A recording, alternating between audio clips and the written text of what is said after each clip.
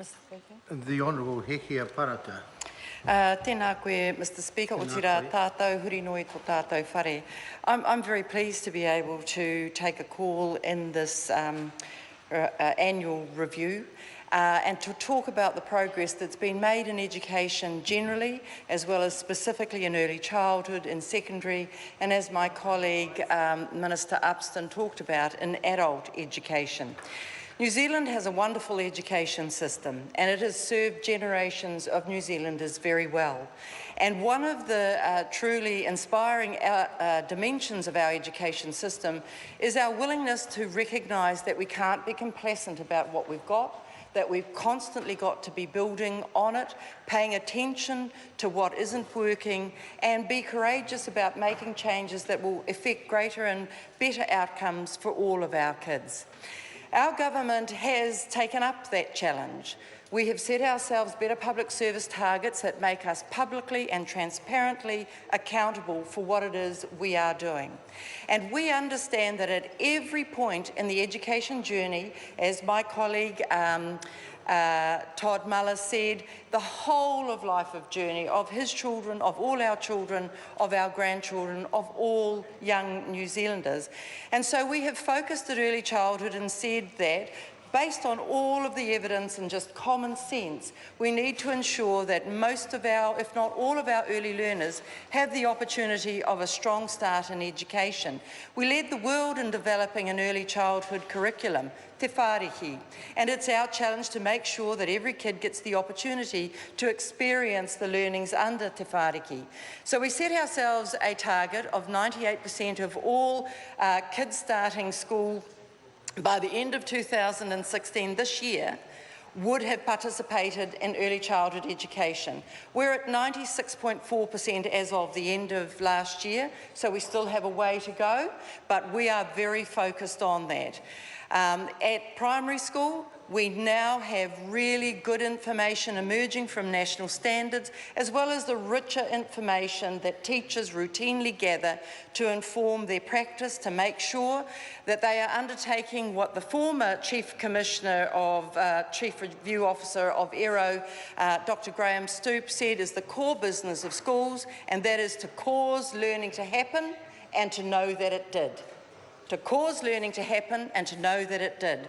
Under this government, we have built PAI, the Public Achievement Information Framework, that gives us real measurable evidence on how well learning is being caused to occur, for which children, and who do we need to target resources to ensure that those who are most at risk of underachievement get the best chance possible. We've seen that data incrementally improve each year as well. And at secondary school level, as a number of speakers have already acknowledged this evening, we've seen tremendous growth, more than perhaps we even anticipated, so much so that our BPS target that says 85% of all 18-year-olds by the end of 2017 have at least our minimum qualification of NCEA 2, well, we know that at the end of last year we were at 84.4%. So we are 2 years ahead on that target. And here is where I would like to find unusual concourse with the opposition spokesperson for education, that it is really important that it is a meaningful qualification. Absolutely agree, no argument there whatsoever.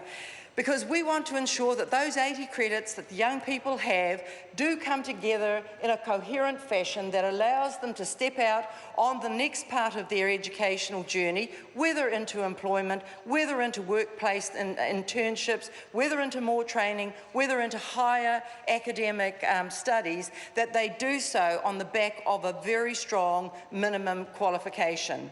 NCEA was heralded a profound shift in our culture in New Zealand, because what it did was move away from what many of us in this chamber tonight experienced, which was the rationing of educational success. In order for some of us to be successful, it was predicated on others not being successful. NCEA is a profoundly democratising qualification because it anticipates that everyone can be educationally successful at any time in their lives. I recall that when it was first introduced, I arrived back in Wellington, Mr. Speaker, Honourable Hikia Parata. I arrived at Wellington Airport from Ruatoria, just so when I say I arrived back in Wellington, I was coming from Ruatoria. And I remember getting into a taxi, you know, the font of all local wisdom, and I said to the driver, "What do you think of this new qualification?" And he said with disdain in his voice, "I don't like it." And I said, "Why is that?" And he said, "Next minute anyone could get a qualification." And I thought that captured right there this idea that we had inculcated in ourselves through the system we did have, that we had to ration educational success. And the idea that anyone can be successful, I think, is an absolutely valuable part of who we are as New Zealanders. So those anyones are increasing under this government. Overall, we have seen increases. For Māori, we have seen them improve, as we've said, to just under 70%. That's good, but it's not great, and there is still work to be done. We've seen Pacifica grasp the opportunities and climb even higher. That's good, but that's not great, and we've got more work to do. And actually, this government is absolutely interested in every child, whether they're most at risk, whether they come from homes where they get strong support. Every child can grow into their potential, and that's the challenge to our education system, and it's one that, as Minister of Education, is absolutely and relentlessly committed to. And we know that occurs mainly through the quality of teaching and leadership in school, and to the strength of family and parents and whānau involvement with their kids' education outside of school, and the expectations we hold for each and every one of us, them. And that's free. We can just have high expectations and it costs nothing, but the effect it has on young people is extraordinary. So we need to keep holding those high expectations. We've invested in the communities of learning, which are whole of pathway approaches.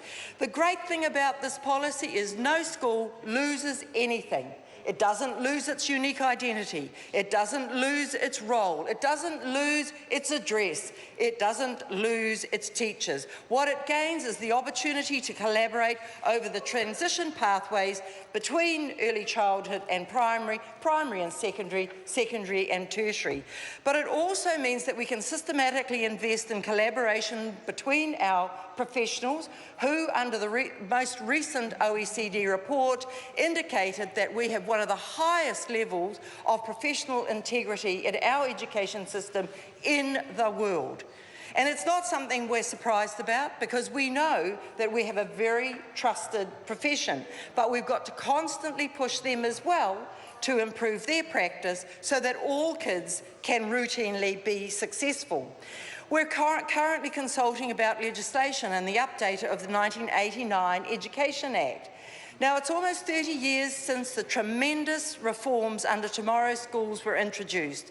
We know now what the strengths of those are, and we know also what some of the weaknesses are.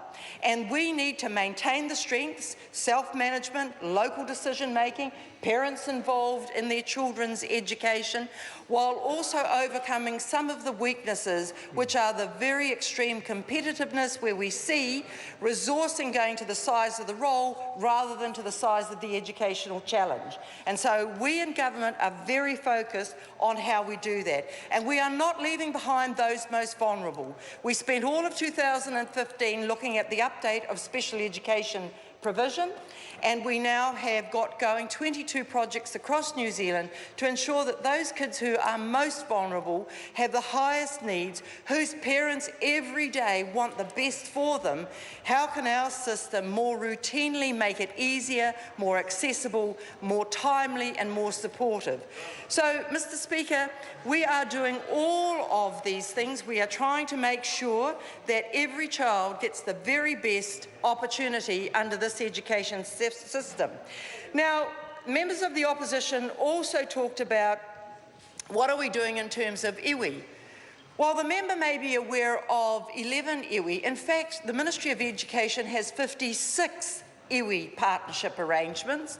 Each of those are different, as they should be, because iwi are interested in particular as well as common things. We're working with them across the country. In addition, we've invested in 16 Power Up Pacifica stations where we're working with Pacifica communities, Pacifica churches, Pacifica sports teams. We have absolutely understood that we need to go to where the kids are. We are seeing success, Mr. Speaker, and we want more of it. Kia ora.